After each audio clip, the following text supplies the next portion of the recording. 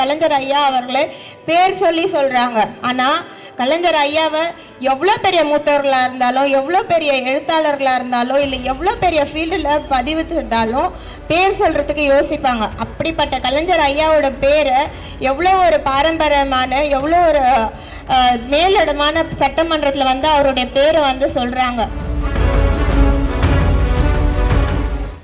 ஒவ்வொரு திட்டங்களுக்கும் வந்து பெயர் மாற்றம் செய்வது தான் அவங்களுடைய ஆட்சியோட முன்னேற்றமாக இருக்கிறது. இதுக்கு முன்னாடி ஒரு கூட்டத்தில் கூட நம்முடைய கனிமொழி அக்கா அவர்கள் வந்து தெரிவித்தார்கள், மேனிஃபெஸ்டோ பண்ணும் பொழுதே வந்து எவ்வளோ நிதிநிலை இருக்குது, பட்ஜெட் எவ்வளோ இருக்குது அப்படின்றத பார்த்து தான் எந்தெந்த திட்டங்கள் நம்மளால் செய்ய முடியும் செய்ய முடியாது அப்படின்றத நம்ம வேறுபாடு செய்து தான் மேனிஃபெஸ்டோ குழுவிலே வந்து நம்ம அதற்கான தயாரிப்பு செய்வோம் அப்படின்றது தெரிவித்தாங்க. ஆனால் இன்னைக்கு ஆட்சி அமைத்திருக்கக்கூடியவர்கள் அண்ணன் அவர்கள் தெரிவித்தது போல் 6 சிலிண்டர் கொடுக்குறேன், விவசாயிகள் கடன் ரத்து செய்கிறேன், இந்த மாதிரி பல்வேறு முன்னெடுப்புகள் வைத்தார்கள். ஆனா அதெல்லாம் என்ன மாதிரி ஒரு விளைவுகள் தரும், எவ்வளவு நம்ம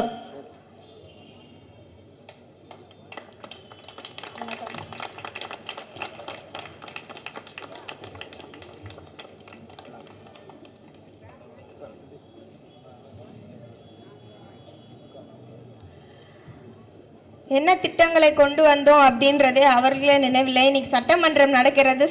சட்டமன்றத்தில் பார்க்கும்போது தான் தெரிகிறது ஒவ்வொரு அமைச்சர் வந்து எந்த மாதிரி இருக்கிறாங்க, அவர்கள் எந்த மாதிரி பேசக்கூடிய நிலைகள் இருக்காங்க, தமிழ்நாடை பற்றியோ தமிழ் மக்களை பற்றியோ தமிழ் வரலாற்றை பற்றியோ எந்த அளவுக்கு தெரிஞ்சிருக்கிறாங்க. இன்னைக்கு ஒரு அமைச்சர் அவர்கள் கலைஞர் ஐயா அவர்களை பேர் சொல்லி சொல்றாங்க. ஆனா கலைஞர் ஐயாவை எவ்வளோ பெரிய மூத்தவர்களாக இருந்தாலும், எவ்வளோ பெரிய எழுத்தாளர்களாக இருந்தாலும், இல்லை எவ்வளோ பெரிய ஃபீல்டில் பதிவிட்டிருந்தாலும் பேர் சொல்கிறதுக்கு யோசிப்பாங்க. அப்படிப்பட்ட கலைஞர் ஐயாவோட பேரை எவ்வளோ ஒரு பாரம்பரியமான, எவ்வளோ ஒரு மேலிடமான சட்டமன்றத்தில் வந்து அவருடைய பேரை வந்து சொல்கிறாங்க.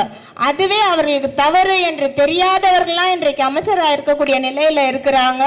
வரலாறு என்ன என்று தெரிந்திருக்கணும், வரலாற்றில் யார் யாரெல்லாம் இடம் பிடிச்சிருக்காங்கன்றது தெரிஞ்சிருக்கணும். இன்றைக்கு வரலாறு வந்து எவ்வளோ முக்கியம் அப்படின்றது இன்றைக்கு ஆட்சி அமைத்திருக்கிறவர்கள் பார்த்து அடுத்து வரக்கூடிய தலைமுறையினர்களும் நம்ம கண்டிப்பாக வரலாறு சொல்லிக் கொடுக்கக்கூடிய சூழலில் நம்ம அனைவருமே இருக்கிறோம். இன்றைக்கு பார்த்தீங்கன்னா பெண்களை குறிப்பிட்டிருந்தேன் நான். ஒரு பெண் வந்து நான் ஒரு பெண்ணாக இந்த இடத்துல வந்து இதை பதிவு பண்ணுறேன். ஒரு பெண் வந்து வீட்டை விட்டு வெளியில் வரணும் அப்படின்னா அது ரொம்ப ரொம்ப கடினமான ஒரு விஷயம். ஏன்னா காலையில் எழுந்த உடனே குழந்தைங்க வந்து ஸ்கூலுக்கு ரெடி பண்ணணும், வீட்டில் இருக்க பெரியவர்களை பார்க்கணும், அதற்கு பின்ன வந்து வீட்டில் இருக்கக்கூடிய வேலைகளை செய்யணும். இது எல்லாமே முடிச்சுட்டு தான் ஒரு பெண் வந்து தனக்கு என்ன தேவையோ அதற்கான நேரத்தை ஒதுக்கீடு செய்யக்கூடிய சூழல் இருக்கு. இன்னைக்கு பார்த்தீங்கன்னா வீட்டில் இருக்கக்கூடிய 2 தரப்பினருமே வந்து வேலைக்கு செல்லக்கூடிய சூழலில் தான் இன்னைக்கு நம்ம தமிழ்நாடு இருக்கு.